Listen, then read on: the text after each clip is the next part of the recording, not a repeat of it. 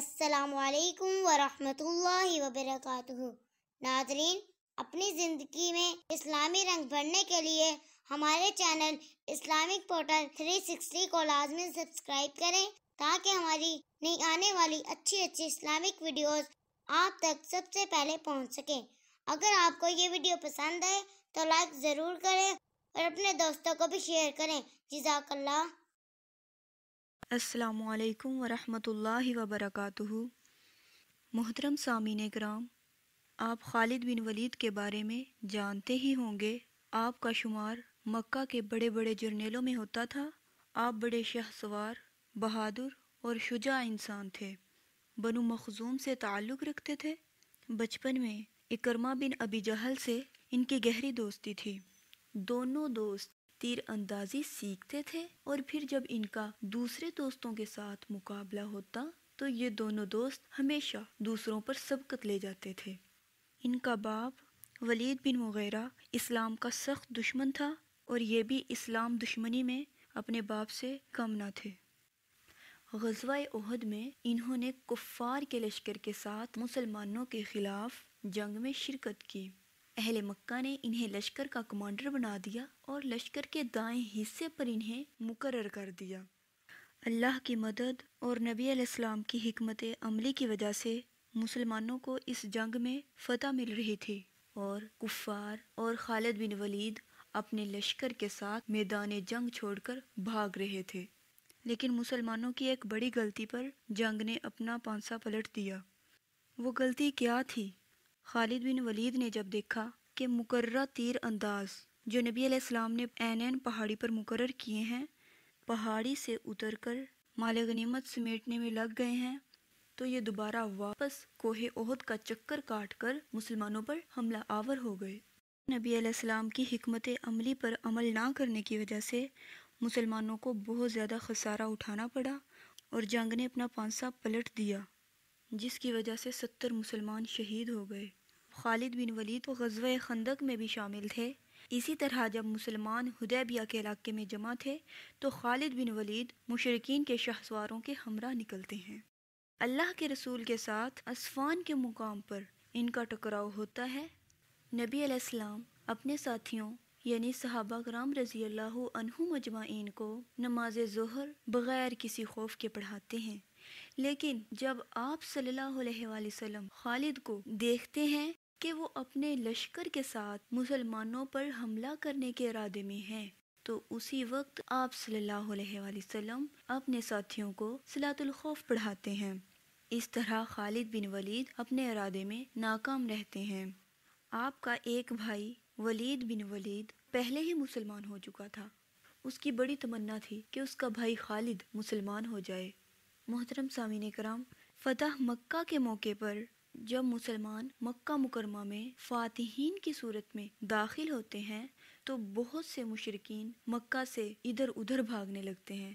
خالد بن ولید کے بھائی ولید بن ولید انہیں ڈھونڈتے ہیں لیکن تلاش کے باوجود وہ انہیں نہیں ملتے۔ اس وجہ سے وہ اپنے بھائی کو خط لکھتے ہیں۔ خط کیا تھا؟ بسم اللہ الرحمن الرحیم، مجھے تم جیسے عقل مند شخص پر تعجب ہے جو اسلام سے پہلو تہی برت رہا ہے۔ کیا اب بھی کوئی شخص اسلام سے ناواقف رہ سکتا ہے؟ رسول اللہ صلی اللہ علیہ وآلہ وسلم فرما رہے تھے، اینا خالد، خالد کہاں ہے؟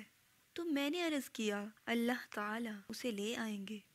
اللہ کے رسول صلی اللہ علیہ وآلہ وسلم نے فرمایا، خالد جیسا شخص اسلام سے بے بہرا نہیں رہ سکتا، اور مزید فرمایا اگر وہ مسلمانوں کے ساتھ مل کر مشرکین کے خلاف لڑے تو یہ اس کے لیے خیر و برکت کا باعث ہوگا اور ہم اسے دیگر لوگوں پر مقدم رکھیں گے۔ ولید بن ولید آخر میں لکھتے ہیں، میرے بھائی بہت دیر ہو چکی ہے، اب لوٹ آئیے اور جو کچھ ہو چکا ہے اس کی تلافی کیجیے۔ محترم سامعین کرام، دیکھیے خالد بن ولید کے بہت سے جنگی جرائم کے باوجود آپ صلی اللہ علیہ وآلہ وسلم کیا فرما رہے ہیں؟ آپ فرماتے ہیں کہ ہم اسے دیگر لوگوں پر مقدم رکھیں گے۔ آپ کی دلی تمنا ہے کہ خالد کو مسلمان ہو جانا چاہیے۔ یہ آپ صلی اللہ علیہ وآلہ وسلم کا اخلاق ہے، انسانیت سے پیار ہے۔ سامعین کرام، جب خالد بن ولید کو خط ملا تو انہیں خط پڑھ کر بہت خوشی محسوس ہوئی۔ وہ خود کہتے ہیں کہ میرے دل میں خوشی کی لہر دوڑ گئی۔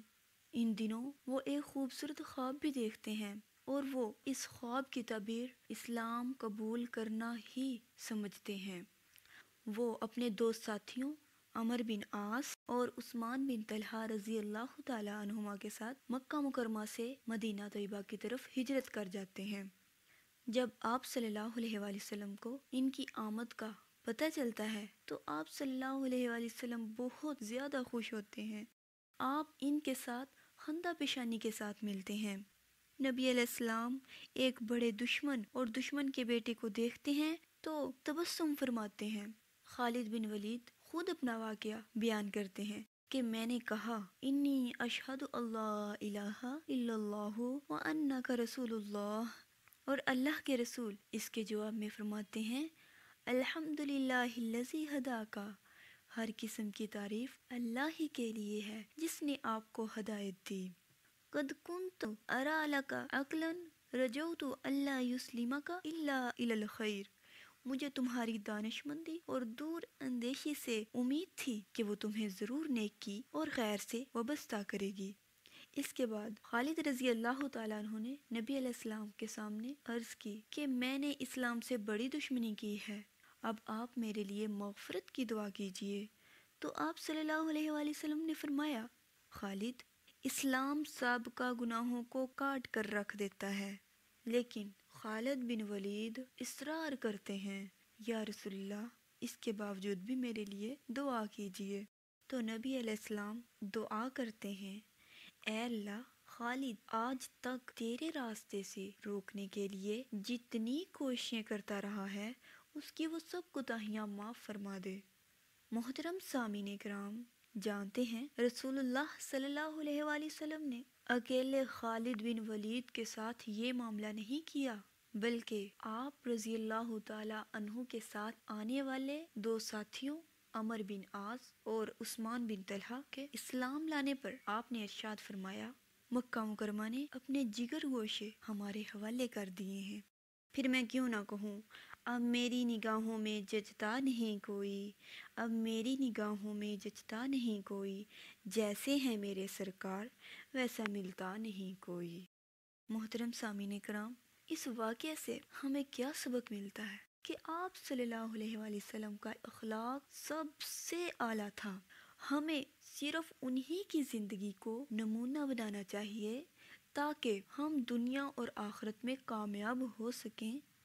اللہ تعالی ہم سب کو نبی علیہ السلام کے پیروکار بنائے، آپ صلی اللہ علیہ وآلہ وسلم جیسا اخلاق اپنانے کی توفیق عطا فرمائے، آمین۔ محترم سامعین کرام، یہ واقعہ المستدرک للحاکم میں موجود ہے۔ السلام علیکم ورحمۃ اللہ وبرکاتہ۔